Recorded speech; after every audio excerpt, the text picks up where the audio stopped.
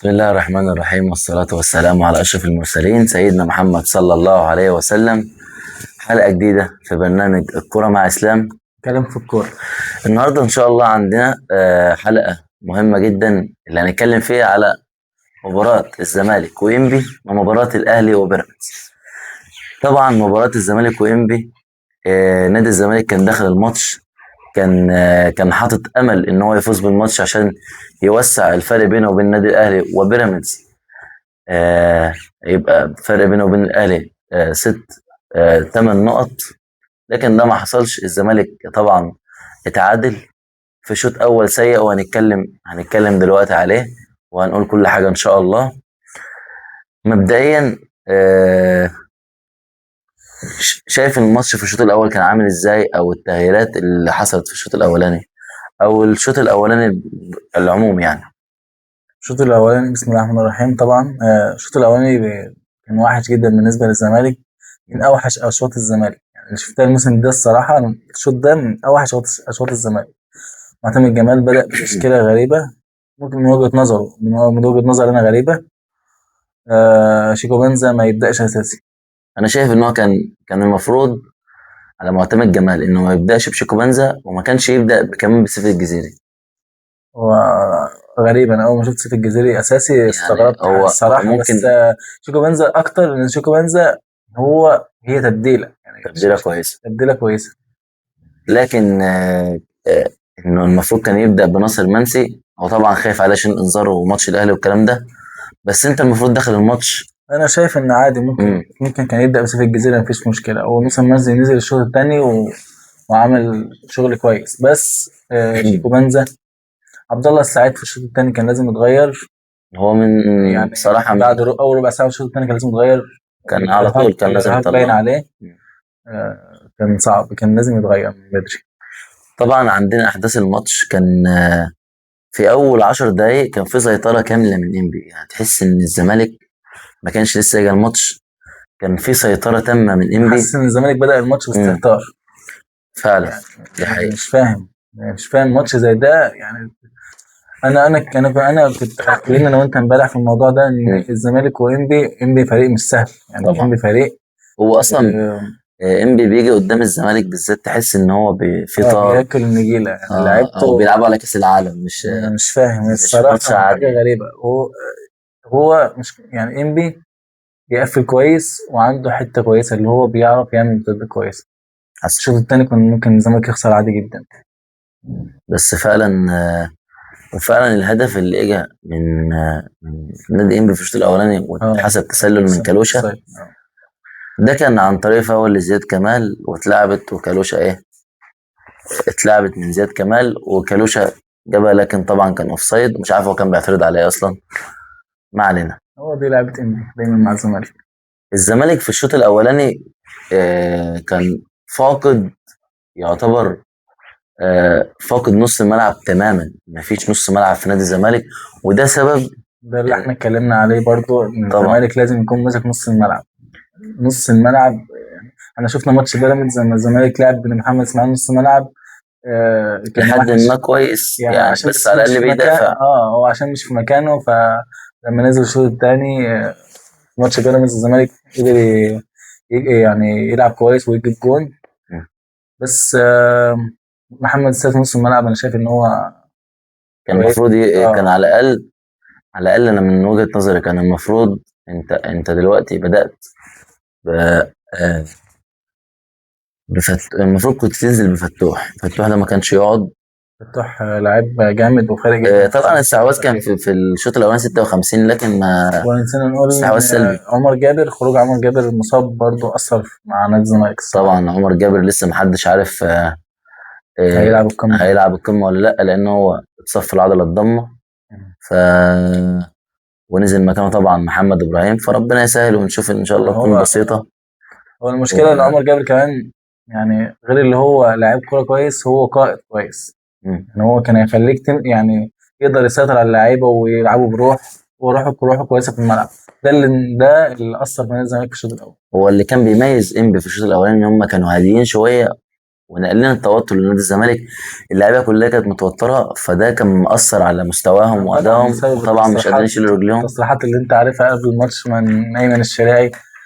هو طبعا كل مره قبل الزمالك لازم عايز يعمل بوم كده قبل الماتش.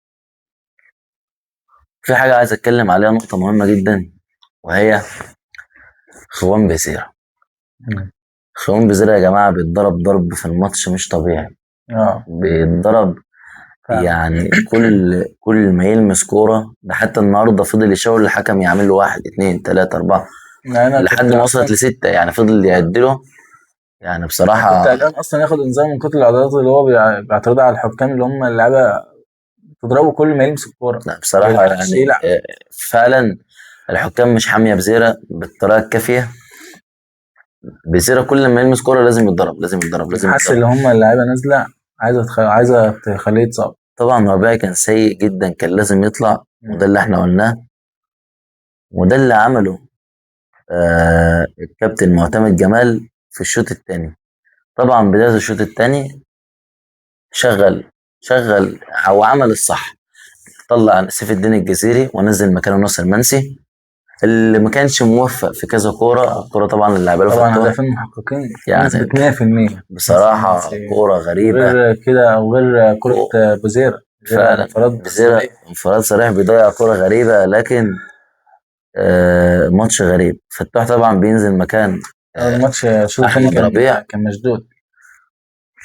الونش كانت في لقطه كده في الشوط الثاني، كان تحسه كان بيتمشى كده، تحسه ان هو اه لسه ما كانش قادر. هو كان لكن هو طبعا مرهق. لكن ونش طبعا لاعب كبير، لكن ان شاء الله يركز في الفتره اللي بس انا نقول جايه. برضو ان الشوط الاول حسام عبد المجيد كان رتمه بطيء جدا. ما اعرفش حسام عبد المجيد ماله الفتره دي. حسن تقريبا. بيطلع بالكوره ببطء شديد يعني. مم. انا كنت يعني بتفرج على الشوط الاول وانا امشي اتحرك اجري. مفيش ما اعرفش يعني. حتى الكابتن ايمن ناس انا قال نفس الكلام، رتمه بطيء جدا. لكن في الدقيقه 51 تيجي ركنيتين ورا بعض للونش، والواحده يشيلها الحارس، حارس انبي اللي هو اسمه تقريبا آه، بودا. آه. الحارس انبي بودا. والكره الثانيه من على ونش فكره برضه. كان كان كويس في النهارده كان الماتش. شايل المباراه بصراحه. اه كان شال كام كره كويسين. والكره طبعا الثانيه من الونش برضه، لكن بيشيلها اه تخبط في في العارضة. العرض. الكرة الأولانية بيشيلها، والكرة التانية بتخبط في الاثنين العارضة. في نفس الهجمه، عرضتين في نفس الهجمه. طبعا الدقيقة 54 بزيرة انفراد بيضيع بغرابة شديدة. كان الجون ده لو كان نجا كان هيفرق جدا جدا جدا في سير المباراة، كان هيخليك بمعنى صح انت اللي تمسك الماتش، مش انبي بقى مستني ان انبي. طبعا الشوط التاني انبي لعبت على الهجمة المرتدة من الماتش بدأ اللاعب يتوتر ان الخطير اللي الزمالك اسمه ويقفل من حامد عبد الله. الزمالك بدأ يهاجم ويفضي مساحات. طبعا انبي دي حتته اللي هو تسيب له مساحات يديك مرتدات. بالذات لانه عنده لاعب سريع جدا، هو حامد عبد الله، اللي كان بصراحة يعني في الشوط التاني كان ما شاء الله عليه سريع جدا. ان شاء الله. الزمالك في الشوط الثاني كان احسن بكتير، كان واضح ان هو نازل، لكن ما وفقش في الكام فرصه اللي جوله. الزمالك اخطر، كان بيروح على الماتش، لكن بيروح على المرمى، اسف، لكن للاسف الفرص اللي جات له ما ترجمتش الاهداف، وده كان اهم حاجه. شايف ان الزمالك خسر نقطتين في الشوط الاول. يعني حصل. الشوط الاول هو السبب في كل ده. نيجي بعد كده للدقيقه 60، عندك آه، كابتن حمزه الجمل طلع اكتاي وزياد كمال، ونزل احمد زكي ومحمود او محمد جلدي. الزمالك لحد الدقيقة 66 كان مسيطر على المباراة بالكامل. طبعا ساب الهجمات المرتدة لإنبي من هجمة عنترية من اللاعب حامد عبد محمد الله. عبد الله لعيب كويس لاعب جدا. خطير جدا، لاعب وتشوف الكرة في رجله تحس إن في في قلق، خطوره في خطورة على المرمى. على المرمى. طبعا بعد كده كابتن حمزة الجمل بيطلع محمد شريف حتحوت، وبينزل عماد ميهوب. هنا معتمد جمال بدأ يحس بخطورة حصل. الماتش عليه. يعني بدأ بقى يغير، يطلع عبد الله السعيد وكده. الزمالك بقى مندفع، وإنبي طبعا بقى بيلعب على هجمة المرتدة، لأن إنبي ما كانش عنده حل غير كده، لاعب سريع والزمالك طبعا مستغل ان الزمالك بقى مندفع جدا للامام، فاضطر ان هو يلعب على الهجمات المرتده لصالح حمد عبد الله. طبعا تغيير طال انتظاره في الدقيقه 77 وهو خروج عبد الله السعيد ونزول محمد السيد. رايك ايه في التغييره دي، وكانت المفروض اصلا تبدا من امتى؟ يعني أول ربع ساعة من الشوط التاني، أو يعني عبد الله السعيد باين اللي هو مرهق ما كانش قادر يشيل من آخر رجله. الشوط الأول وهو مرهق. انا مش عارف كابتن معتمد كان مصر ان هو يسيب عبد الله ليه. ممكن هو شايف حاجه هو احنا أدرى مش في الملعب شايفينها. طبعا، بس احنا بنشوف بعينينا عبد الله مرهق مش قادر، يعني هو حتى في كام كرة مش قادر يرفع الكروس طبعا وطبعا عامل السن مؤثر، بس هو كان لازم يطلعه من بدري. وتبديله غريبه برضو بطلوع بزيرة. وهنا بقى يعني هو بيطلع بزيرة ليه؟ بزيرة ده حد هيرد يقول لك ضيع انفراد والكلام ده، لكن بزيرة مهما كان هو اخطر لاعب في الملعب، يعني هو ببص اللي لها من منظور بيشكل. تاني، اللي هو خايف ياخد انذار عشان ما يلعبش قدام الاهلي. يعني ناس كتير بتقول اللي يطلع بديل، انا بس انا حاسس او عندي احساس ان هو طلعه عشان الحته دي بس، مش فني. يعني ايوه بزيرة ما بس طلعش فني، بزيرة طلع عشان ما ياخدش الانذار التاني وما هي يلعبش الفكرة مش قدام فني، هي الاهلي في الفكرة ان ممكن انت محتاجه، انت ممكن كنت تخسر الماتش، لكن بزيرة في وجوده في الملعب مهم. لكن طبعا يعني برضه الكابتن مش عايزين نخسره في القمه، يعني هو لاعب مهم جدا بالنسبه لنا. ونزول اللاعب الغلاوي كهربا وخروج علي محمود. اللي كهربا انا بالنسبه لي هو مشطب شطب فنيا، كوره لا يصلح، ما فيش. هو لاعب خلاص. نزل الماتش، الكاميرا عماله بتجيبه اصلا هو على الدكه بيوجه تعليمات، فده مش انا فاهم مش اصلا فاهم ازاي انا حمزه الجمل، مش فاهم الاخراج كابتن المصري حمزه عايز ايه. الجمل ازاي سايبه اصلا ان هو يدي تعليمات ويتعصب ويعمل، ما مش فاهم. المفروض في مدير فني واقف على الخط، اللاعب ما يتحركش من على الدكه، لكن بنشوف المخرج يفضل يجيب كهربا، فده طبعا بيستفز جمهور نادي الزمالك وبيستفز جماهير نادي الزمالك. وكان في برضه حاجة عايز أسألك فيها، الكرات العرضية اللي كانت بتتلعب، كل كرة بتتلعب طولية ما توصلش لحد، كرات تتلعب طولية ما توصلش لحد، من حسام عبد المجيد، من ونش، من شحاتة، كان يعني تحس إن كرات عرضية بلا سبب. مم. رأيك كيف الكرات دي؟ وهل فعلا الماتش ده هو الماتش اللي اتلعب، أو الماتش اللي اتلعب بيه كرات عرضية بالمنظر ده؟ هو طولية هم أساسي؟ بيعتمدوا على اللي مثلا ايه. طبعا الونش وحسام عبد المجيد هي دي. على طول كرة عرضية، على طول كرة عرضية. ما في كرة طولية، ما فيش سبب. هي ده طريقة لعبهم. بس هو المشكلة اللي انت ناصر المنسي مش في افضل حالاته برضه، يعني هو لاعب كويس بس مش في من افضل ساعة حالاته. ما كابتن أحمد بلال انتقده، والله احمد تحس ان بلال تحس ان يعني تحس ان ناصر منسي اتأثر نفسيا، او ما بقاش مركز، بقى عايز يجيب جول عشان يثبت اللي هو ده خلاص. اكبر ده اكبر ده غلط. اكبر غلط ده طبعا. اكبر غلط. لكن تخلص المباراة على كده وتنتهي بالتعادل السلبي 0-0 للاسف نقطتين مهمين جدا في ترتيب في الدوري. ترتيب الدوري. طبعا الزمالك لو كان كسب الماتش ده كان هيبقى فرق 8 ماتشات، 8 نقط نقاط. عن الاهلي. لكن قدر الله ما شاء فعل، الزمالك تعادل لكن ما خسرش الدوري لسه طبعا في الملعب. وده اللي هنتكلم فيه دلوقتي في المباراة النارية. مباراة زي ما بيقولوا من العيار التقيل جدا جدا جدا، مباراة حسم الدوري من وجهة نظري. حد يقول لك لسه سموحة، لسه سيراميكا، لسه القمة، كل الكلام ده جميل، لكن كون ان الاهلي يخسر بالثلاثة امام بيراميدز، نتيجة كارثية. ان الزمالك لسه كسبها الماتش اللي فات 1-0.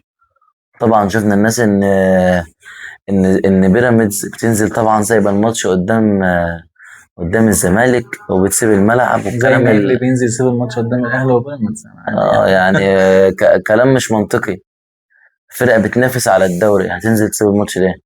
خلاص يبقى طب معنى كده بقى وعلى فكرة بعد نتيجة الماتش ده بيراميدز أصلا أقرب من أقرب للدوري من الأهلي، يعني الأهلي كده خرج نفسه من الصورة. ده الاهلي فعلا بالخساره الكارثيه دي المفروض بقى خلاص كده المفروض المنافس الفرقه تتطور. الاساسي، المنافس الاساسي للزمالك هو بيراميدز خلاص. يعني بنتكلم على طبعا هنتكلم على المدير الفني، مش هيقدروا يمشوه، طب هتعملوا ايه؟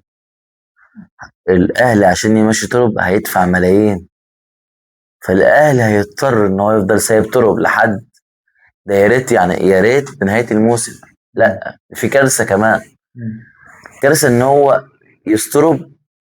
آه يعني لسه هيكمل وهيكمل لفتره الاعداد، غير كده غصب عنه غصب عنهم. على فكره. ف يعني انا شايف دي كارثه، كارثه حرفيا. اللي عملها ده لازم يتحاسب حساب، يعني يدفعهم من جيبه والله بجد. انما انت تجيب مدرب طب انت تدفع له شايف ان كل.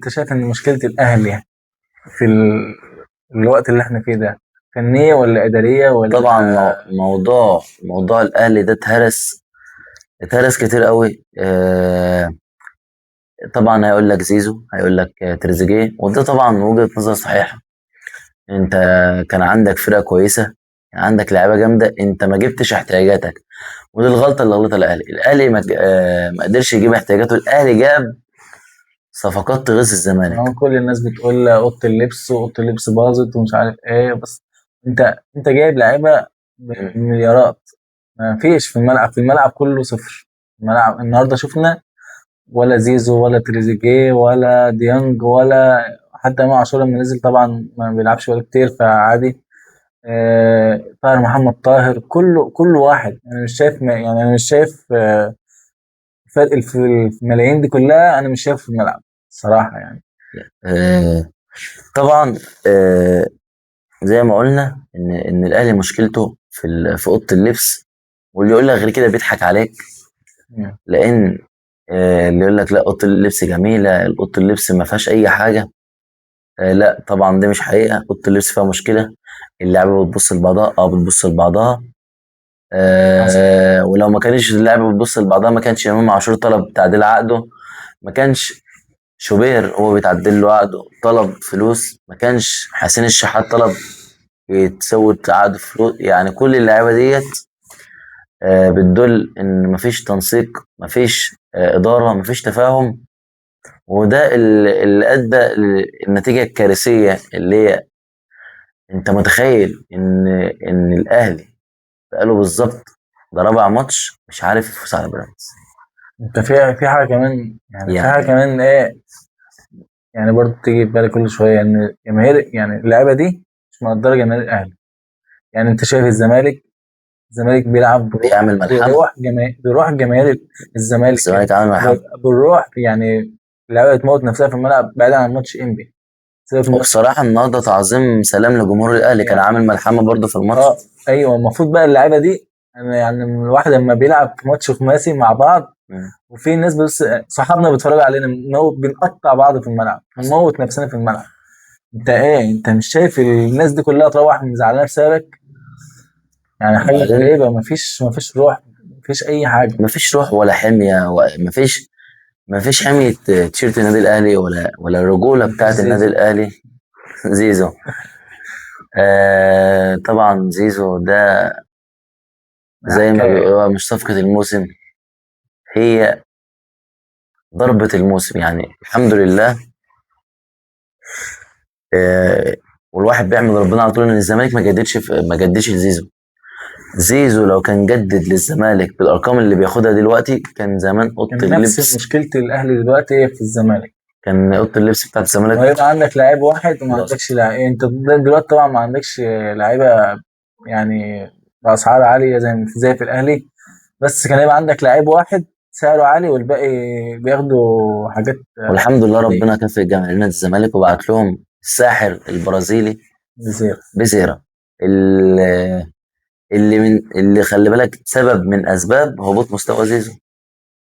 ان هو ازاي مفكر ان هو اول ما هيمشي مثلا، او السيناريو اللي كان في دماغه ان هو ممكن مثلا ما يروح الاهلي يتألق بقى، وزي ما قلنا، زي ما طلع في لما تصريح اتكلم مع وقال ابراهيم لك فايق. هياخد اخد الدوري ابطال افريقيا والدوري ومش عارف ايه والكلام ده وكاس العالم للانديه، خرج من الدوري، دوري ابطال افريقيا، خرج من الكاس.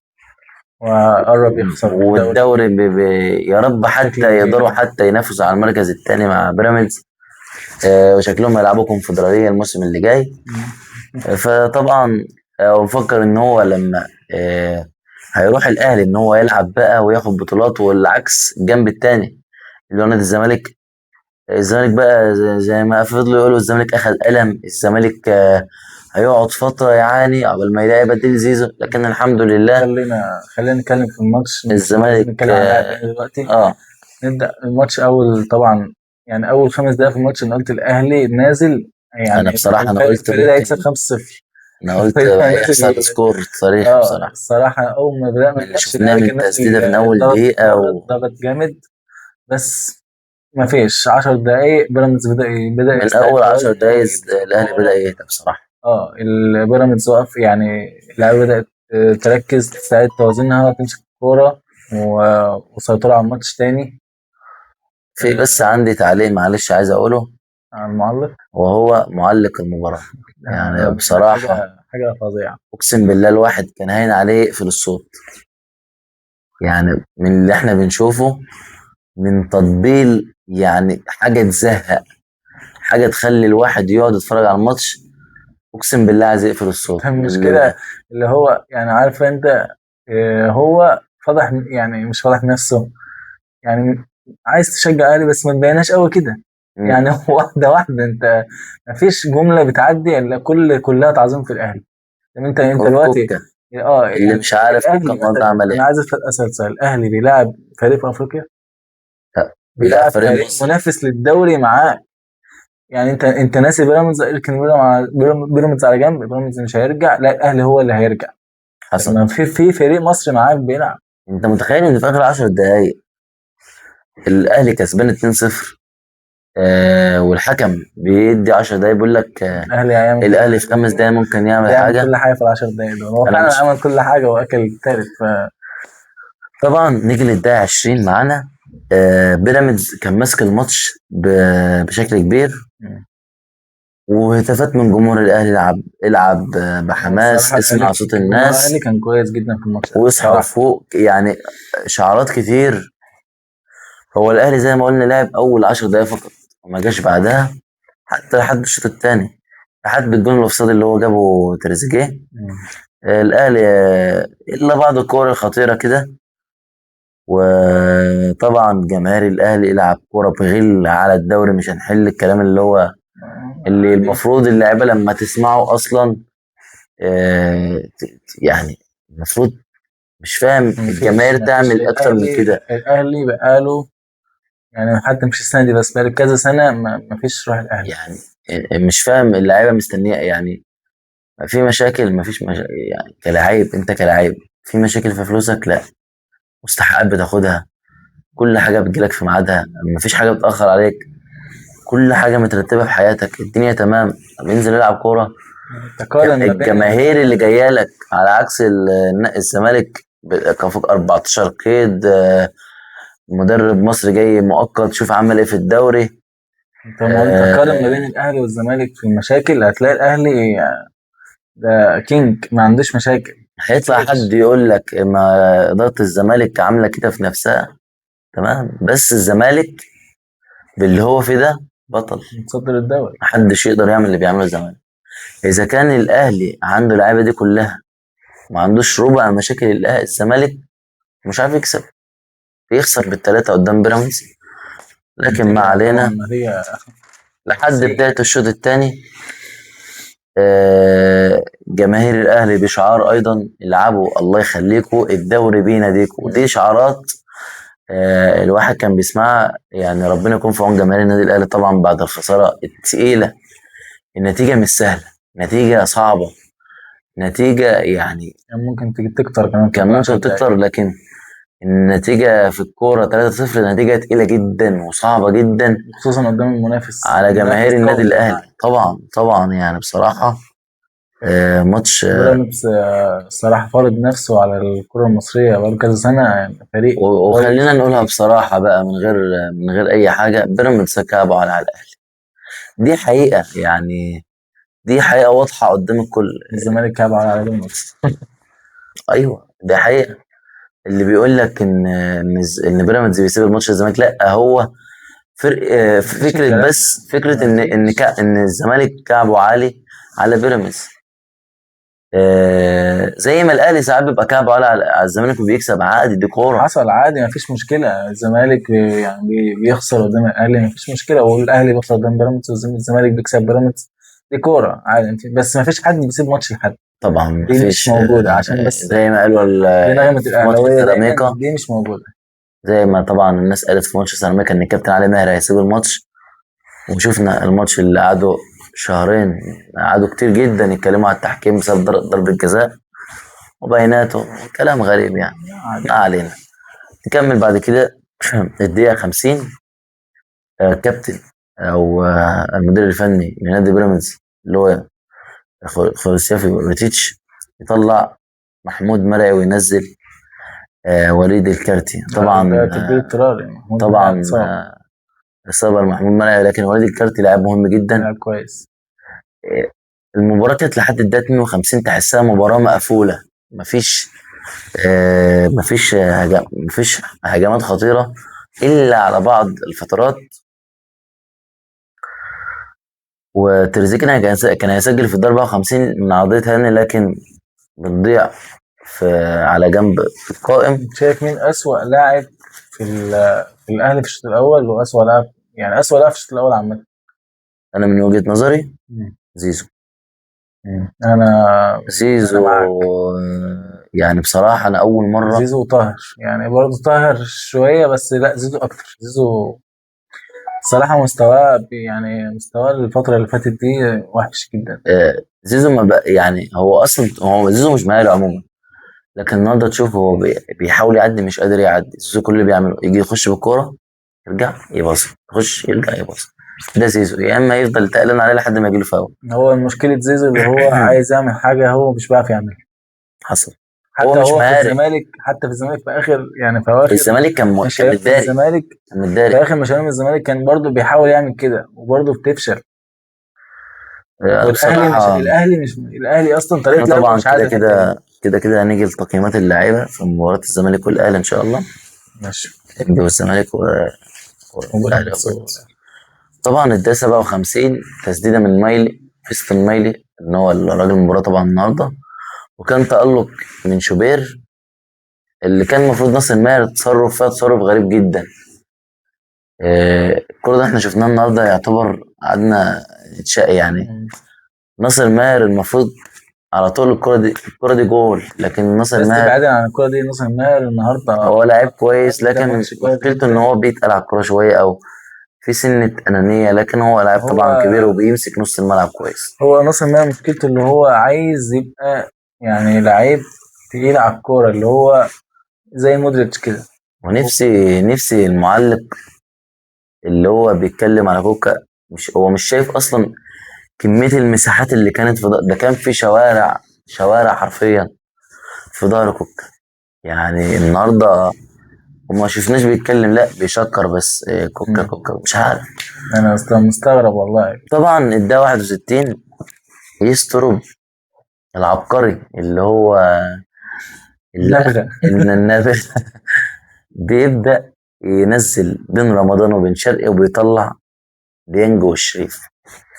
شريف طبعا ولا شفناه خالص. الميزة الوحيدة اللي بشوفها في محمد شريف ان هو عينه خضراء. دي الميزة الوحيدة اللي بشوفها فيه، ان عينه خضراء شبهي. ايوه. انما غير كده شريف بصراحة مفيش. هو من هو ساعة ما رجع من الأهلي وهو لان هو اصلا جاي الاهلي مكايده. هو لو شريف جايبينه لمستوى فني كان هينجح، لكن طبعا بقى ان هو جاي الزمالك، فازاي يجي الزمالك؟ طبعا لازم نجيبه، وقام لبسه برضه زي زيزو. نيجي بعد كده مايلي هو الوحيد اللي كان بيحاول، كان بيسدد. نيجي للدقيقة 70 وهدف فيستون مايلي في شوبير اللي فيه خطأ، طبعا خطأ خطأ من شوبير من طبعا. شوبير، خطأ فادح، يعني خطأ كبير جدا، هو خطأ. نقدر نقول إن شوبير كان كويس لحد قبل الجون ده. بعد الجون ده شوبير بدأ يتهز ويفقد يعني يفقد أعصابه كان وحش جدا بعد، يعني قبل الجون ده ما يجي شوبير كان كويس، وكان هو وكان يعتبر بس يعني كان يعني شال كور كتير وكان كويس في الماتش، بس بعد الجون ده خلاص شوبير. طبعا. اول ما الجون اجى،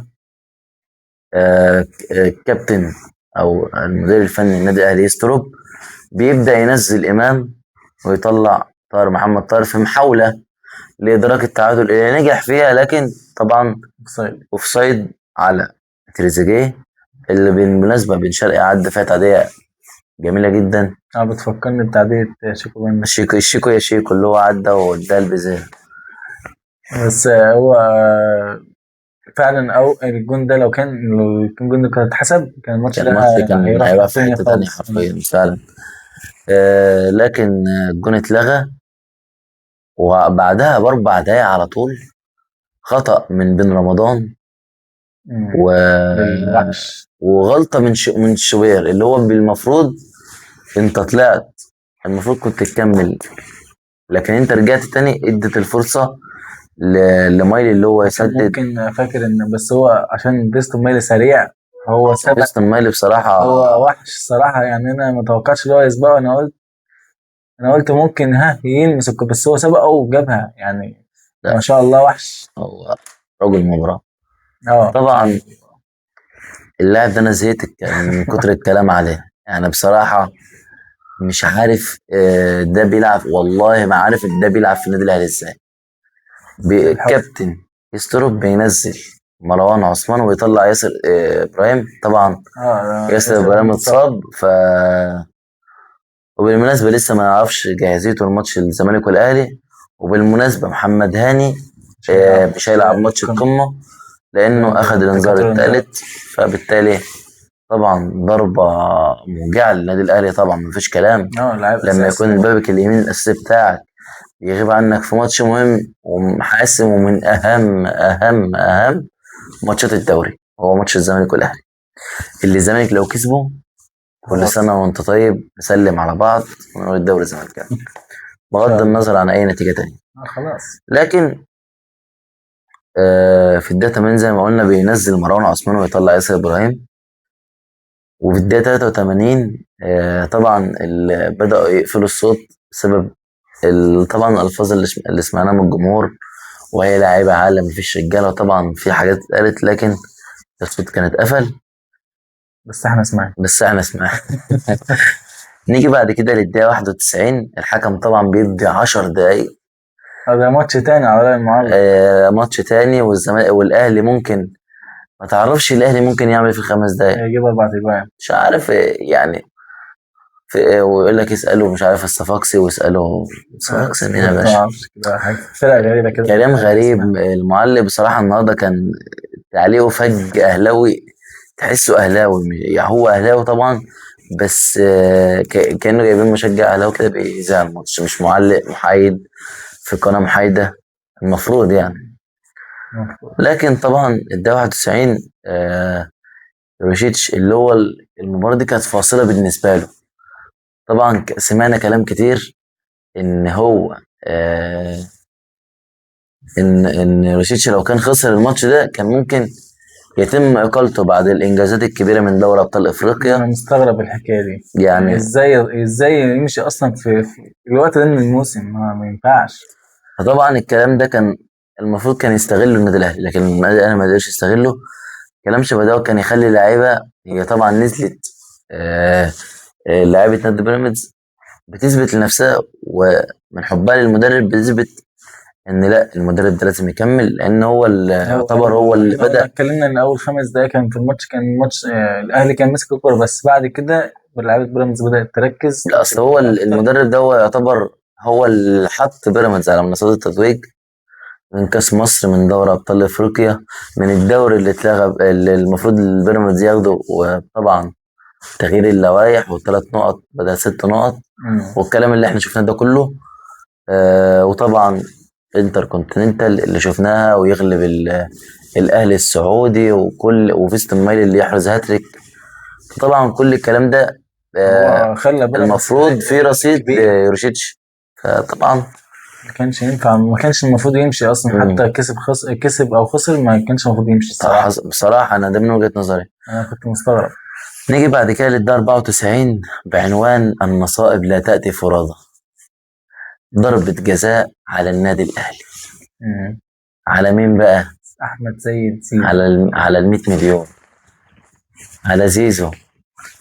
من كريم حافظ بيعدي تعدية جميلة جدا، وزيزو طبعا ما عرفش يجيبها، فخبطوا كده خبطة جميلة. طبعا اجت ضربة جزاء للنادي بيراميدز. كان في كلام ان الشيبي وكريم حافظ شد مع، يعني هو ما شدش هو يعني ايه كريم حافظ يعني بيروح بيعرف راضي، يشوط بس اللي هو الجزاء بصراحة كويس، ان الشيبي هو بيروح راضية عليه إن هو يسيبها، هو عارف مع ان اختلافي كريم طبعا مع حافظ الشيبي بسبب لقطة محمد سيد في مباراة لا هو الزمالك. شايف ان كريم حافظ يعني هو بيعرف يشوط ضربات جزاء هو كويس، بصراحة هو شاطها شاطها بطريقة نموذجية. صاروخية يعني. نيجي بعد كده للدقيقة 98. مروان عثمان اللاعب، اقسم بالله اللاعب ده الواحد بيشوفه بيضحك يعني. كرة بتجيله بدل ما يجيبها في الجول بيشوطها بره. انا مش فاهم مروان عثمان ده مين اللي جابه النادي الاهلي، او مين اللي مقتنع ان ده مهاجم. ده اصلا ولا ستايل كان في مهاجم. حاجة فوق كان بيدور عليها بس احنا مش شايفينها يعني. ده اصلا ولا احنا ما بنشوفش ستايل، الراجل برضه. ولا ستايل مهاجم. مش ده ستايل النادي الاهلي، مش ده اللاعب اللي يكسب النادي الاهلي اصلا. لحد ما تنتهي الماتش ويعلن بيراميدز تفوقه الكاسح على النادي الاهلي ب3 في الدور الثاني و2 في الدور الاول. رايح نتيجه طبعا تاخد الاهلي رايح جاي في الموسم واحد، دي صعبه، ما بتحصلش صعبه كتير. جدا. وبيراميدز بيصبح عقده الاهلي، شاء من شاء أبدا. وابى من ابى. بيراميدز هو عقده النادي الاهلي، 4 ماتشات كاملين الاهلي مش عارف يكسب بيراميدز، تعادلين وفوزين. يعني بصراحه حاجه غريبه. ربنا يكون في عون الاهلي. هنيجي بقى بعد كده نخش على تقييم اللعيبة ولا؟ لتقييم اللعيبه. هجيب تشكيل نادي الزمالك.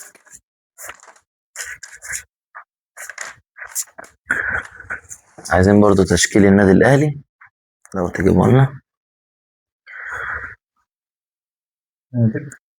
عندنا في حراسة المرمى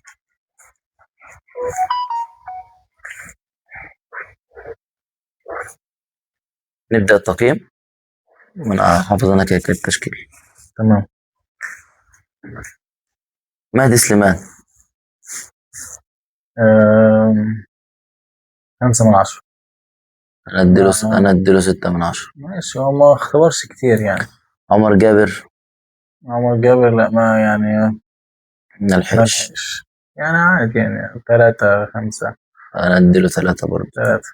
ماشي. الونش الونش يعني ممكن نقول 7 على الكام كرة اللي هو عاملها، كان ممكن يجيب جون، بس 3 دول دفاعيا النهارده ما كانش يعني، كان في كور كتير غلط فيها، بس 7 عشان هو كان مهاجم كويس يعني، جاب كام كورة حلوة.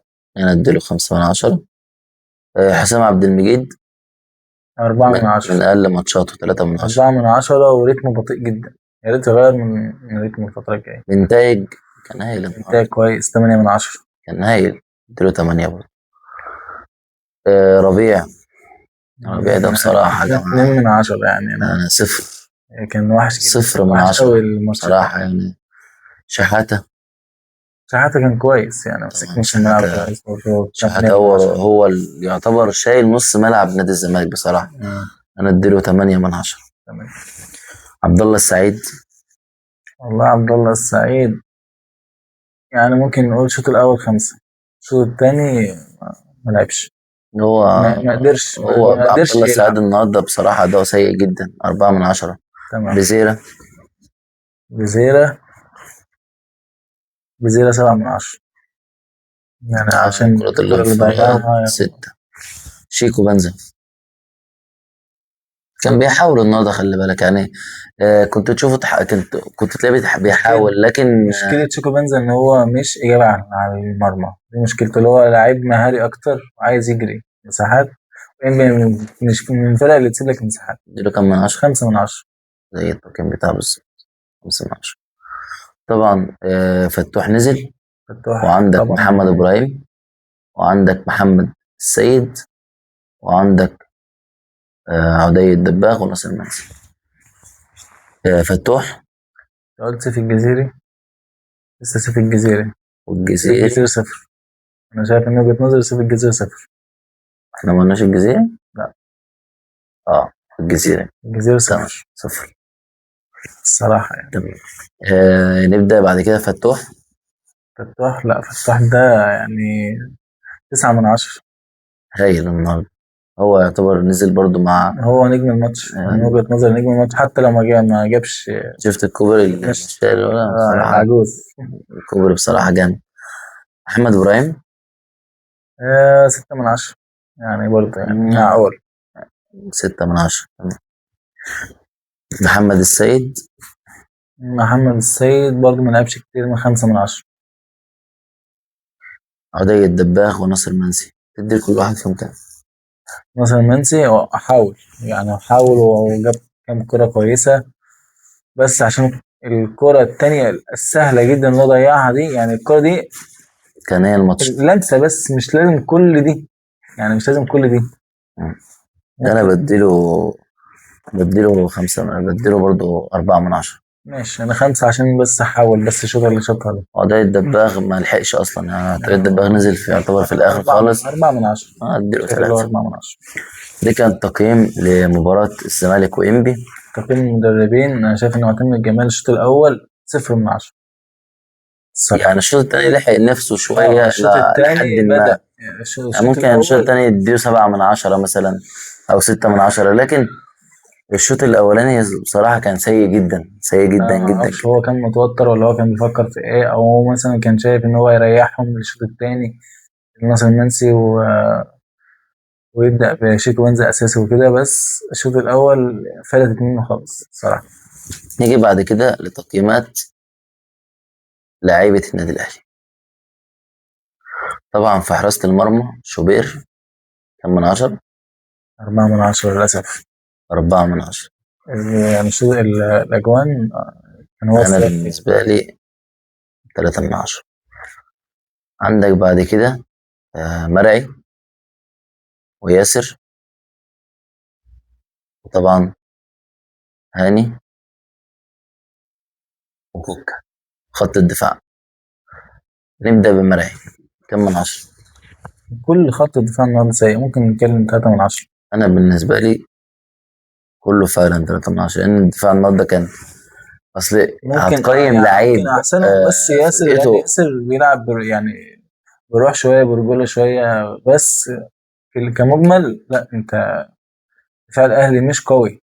دفاع الأهلي يعني مخترق بسهولة من 3، ما النتيجة بتدل على ومفيش سرعات، مفيش أي حاجة. أنا من وجهة نظري إن تقييم اللعيبة في ماتش شبه ده ما يستحقش. ليه بقى؟ لأن النتيجة تقيلة، فما فيش لاعب أصلا. يعني أنا من وجهة نظري، أنا أي لاعب أقيمه أنا هديله 0، مم. لأن اللعيبة النهاردة ما كانتش على قدر المستوى، ما كانتش على المسؤولية الكاملة اللي كانت محطوطة فيها النهاردة شايف الجماهير. إن مفيش أصلا أي حد فيهم مستاهل التقييم. مفيش حرفيا. أنا ولا بالنسبة لي واحد. النهاردة كل اللعيبة النهاردة تاخد 0. النتيجة بتدل على الماتش. آه زيزو 0، بن شرقي يعني لحد ما ممكن أنا من شرقي يعني. الوحيد اللي ياخد له مثلا 4 من 10، إنه حاول. تريزيجيه 0، ما قالوش أي خطورة. تريزيجيه طالما ما جابش جول ما تحسش بخطورته. محمد طاهر صفر. طاهر 0، كل إمام اللعيبة. عاشور على الشوية كوكا، الأول برضه مفيش كوكا 0، هاني، كل اللعيبة النهاردة سيئة جدا. كل محمد اللعيبة مش شريف في طبعا مستواها. صفرين. محمد شريف زي ما قلنا. نفس المساحة. محمد وزيزو طبعا الصفر الكبير جدا. آه. وديانج اللي راح فالنسيا، ما أنا كلام. أنا مقيم كمجمل أهلي كله النهاردة صفر. 2 من 10. صفر عشان بس بصراحة. يعني الكورة بتاعت والمدرب بن ده شرقي. زي ما قلنا المفروض المدرب بقى ده مش صفر، ده اضرب. ده تحت الصفر. اضرب زي ما أنت عايز. طبعا نتمنى ما نكونش طولنا عليكم الحلقة النهاردة، اه لا، ده أتمنى. احنا مطولناش خالص على فكرة. كان عندنا أحداث كبيرة النهاردة. كنا المفروض نجزأ بس قلنا نعملهم في حلقة واحدة عادتكم مش هتتكرر يبقى إن أحسن. إن شاء الله إن شاء الله انتظرونا في حلقات جاية كتير. شاء الله. أتمنى تكون الحلقة عجبتكم، وما تنسونوش تدعمونا باللايك والشير والسبسكرايب، ونشوفكم بإذن الله على الحلقات جاية كتير إن شاء الله. سلام. اقفل. لا ده أصلا. التسعة دي خلاص.